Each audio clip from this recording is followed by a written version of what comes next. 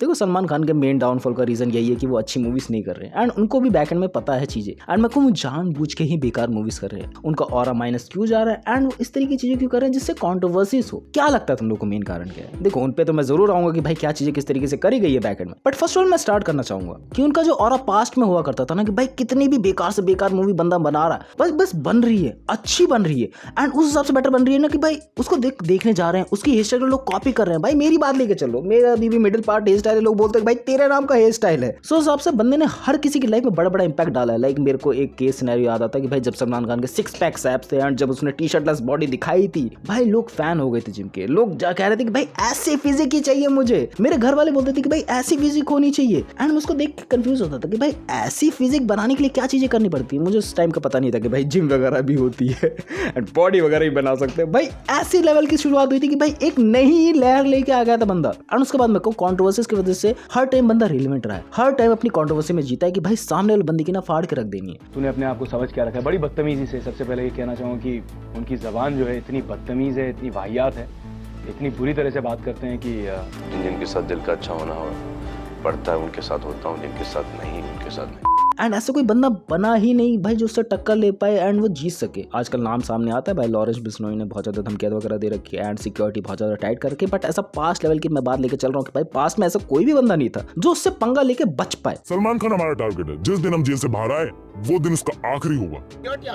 तो जब हम करेंगे तो पता लग ही जाएगा। सलमान खान का करेंगे, मारेंगे यहीं जोधपुर में मारेंगे तो पता लग जाएगा इनको। अभी तो मैंने कुछ किया ही नहीं, बिना मतलब के इन्वॉल्व, क्योंकि पास में कुछ अंडरवर्ल्ड के भी कनेक्शन हुआ करते थे एंड किसी किसी का करियर तो भाई ने बहुत अच्छे तरीके से बनाया भी है। लाइक कटरीना कैफ की बात लेके चले एंड किसी किसी का करियर पूरी तरीके से तबाह भी कर दिया। विवेक ओबरे की बात लेके चले, बंदा कम बैक करने की कोशिश कर रहा है, देखते हैं क्या होता है। देखो बंदे ने पास में जैसे अपना एक ऑरा क्रिएट करा था वो दोबारा से क्रिएट कर सकता है, बट मैं बोलूँ ना ये लास्ट टाइम बंदा ऑरा क्रिएट कर सकता है। इसके बाद बंदा शायद से रिटायर हो सकता है एंड उसके बाद उसको उतनी ज्यादा मेहनत नहीं करनी पड़ेगी एंड मैं कहूँ उतनी ज्यादा मेहनत उसको नहीं करनी पड़ती क्योंकि उसने पास्ट में मेहनत कर रखी ऑलरेडी। सो उसको मूवीज वगैरह मिल जाती है। सो दैट्स व्हाई बंदा एफर्ट भी उस लेवल तक नहीं कर रहा है। लेकिन मैं अगर ऑरा की ही बात लेके चलूं, एरा की ही बात लेके चलूं, एक नए युग की बात लेके चलूं जो सलमान खान क्रिएट कर सकता है, वो आखिरी टाइम इसलिए भी होगा क्योंकि इसके बाद उसके पास टाइम नहीं होगा। इसके बाद तुम लोगों को पता भाई हेल्थ इश्यूज हो रहे हैं उसको ज्यादा। इसके बाद बात लेके चले भाई बंदे की एज हो रही है, उसको कभी ना कभी तो रिटायर होना है, उसको कभी ना कभी हीरोइज्म वाले रोल से निकल के कभी बुढ़ऊ वाले रोल भी करने पड़ेंगे। सो सबको अडॉप्ट करना है वो चीजें। सो मैं कहूँ ये लास्ट टाइम ही हो सकता है उसका जो अपना एरा रिक्रिएट कर सकता है एंड उसके बाद लेके चलेंगे वो कैसे रिक्रिएट करने की कोशिश कर रहा है बंदा बैकएंड में। एंड इसी में अगर मैं ये भी पीओवी घुसा दूं कि भाई लोग न्यू चीजें के लिए अडॉप्ट करने के लिए रेडी बैठे ही नहीं है। रेडी बैठे हुए हैं ऐसी बात नहीं है कि रेडी नहीं बैठे हुए, नई ह्यूमर के लिए लोग रेडी नहीं है। बट मैं बात लेके चलो अगर तुम लोग थोड़ा सा एक्सपेरिमेंट करते हो ना, तुम्हारे पास एक पॉज आ जाता है कि भाई अगर ये नहीं चला तो क्या होगा, अगर ये चल गया तो क्या होगा, अगर ये चल गया तो बहुत ही ज्यादा ब्रिलियंट चलेगा, अगर ये नहीं चला तो ये बहुत बुरी तरीके से फिटेगा। Like we have the example of the so much thing in the Bollywood की जिसने बहुत ज्यादा एक्सपेरिमेंट करे, जिसने बहुत ज्यादा अच्छी अच्छी मूवीज डिलीवर करके गया, लेकिन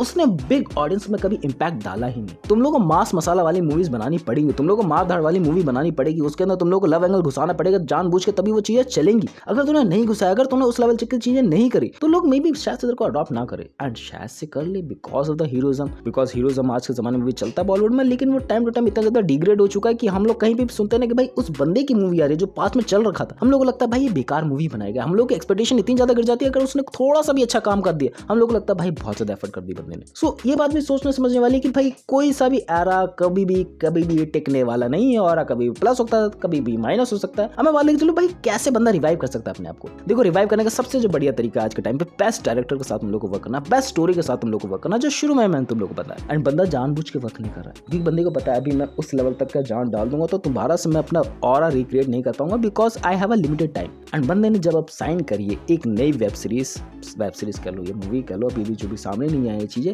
राज एंड डीके के साथ मिलके, एंड राज एंड डीके के साथ मिलके ना सुपर हीरो काइंड ऑफ चीज क्रिएट करने की कोशिश करी जा रही है जो सुनने में ही बहुत ज्यादा इंटरेस्टिंग हो जाता है कि भाई हाँ राज एंड डीके ने बहुत सारे ऐसे सक्सेसफुल वेब सीरीज कर रखी है पास्ट में, एक बड़े फेस वैल्यू के साथ मिलकर कोई चीज रिक्रिएट करने की कोशिश कर रहे हैं। सो डेफिनेटली कुछ अच्छा माल मसाला निकल के आएगा एंड यही वो एक न्यू एरा हो सकता है। एंड इसमें भी गड़बड़ी हो सकती है, ऐसी बात नहीं है कि भाई गड़बड़ी नहीं होगी, बट डेफिनेटली इसमें चांसेस बहुत ज्यादा लग रहे हैं। एंड बात लेके चलो सलमान खान को भी बैक एंड में पता है उसको किस टाइप ऑफ मूवीज को परफॉर्म करना है, किस टाइप ऑफ अपनी ट्रांसफॉर्मेशन करनी है। इस वजह से ही उसने मातृभूमि के लिए अपने ऐप से निकाले बंदे ने एंड दोबारा से बंदा एफर्ट कर रहा है अपने वही सुल्तान वाले एरा से आके भाई हाँ मेरे को ट्रांसफॉर्मेशन करनी पड़ेगी, मेरे को अपने लुक्स को भी सुधारना पड़ेगा एंड मेरे को उस मूवी का हिसाब से उस रोल के अंदर अडॉप्ट होना पड़ेगा, जो आज के टाइम पे बहुत ही ज्यादा मिसिंग हो चुका है। तुम लोगों को पता है किसी का भाई किसी की जान, एंड सिकंदर जैसी मूवीज में क्या हाल हो रखा है, तो सुधारना तो पड़ेगा। एंड डाउनफॉल के मेरे पास मल्टीपल रीजन ऑलरेडी नजर आते हैं भाई। टॉक्सिक रिलेशनशिप, जिस वजह से ऑडियंस के दिमाग में एक प्रिस्क्रिप्शन बन गया कि भाई ये बंदा बुरा है। हालांकि बातों से लगता है कि भाई ये बंदा अच्छा परफॉर्म करता होगा, हालांकि बातों से लगता है भाई बंदा अच्छा होगा, लेकिन असल मायने में अच्छा है या नहीं है ये मानना बहुत ज्यादा मुश्किल है। कि